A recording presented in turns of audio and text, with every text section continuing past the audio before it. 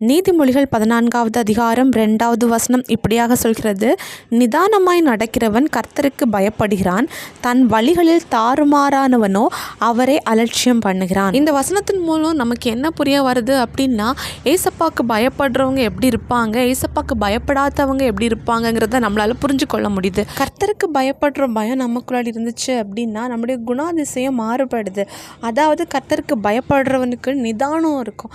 நிதானம்னு அவனுக்குள்ளாடி ஒரு கீழ்ப்படுதல். ஏசப்பா நம்மக்கிட்ட என்ன விரும்புவாங்க, ஒரு விஷயத்த பண்ணுறோம் அப்படின்னா அவன் யோசித்து பண்ணுவான். இது ஏசப்பாக்கு பிடிக்குமா பிடிக்காதா, அவர் இதில் பிரியப்படுவாரா அப்படின்ட்டு யோசித்து பண்ணுவாங்க.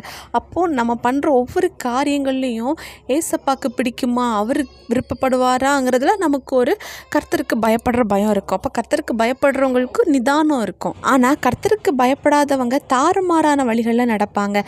தனக்கு என்ன பிடிக்கும் தான் யோசிப்பாங்க.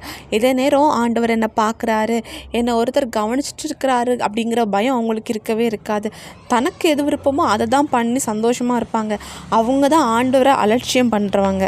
இந்த கடைசி காலகட்டத்தில் நம்மளை குறித்து நம்ம ஆராயணும். நம்ம கர்த்தருக்கு பயந்து நடக்கிறோமா, இல்லை மனுஷனை பிரியப்படுத்துறதுக்கு, இல்லைன்னா நம்மளை பிரியப்படுத்துறதுக்கு நம்ம ஆண்டவர் அலட்சியம் பண்ணிகிட்ருக்குறோமா அப்படிங்கிறத நம்ம யோசிக்கணும். நம்ம கர்த்தருக்கு பயந்து வாழ்ந்தால் மட்டும்தான் அவருடைய வருகையில் நம்ம காணப்பட முடியும்.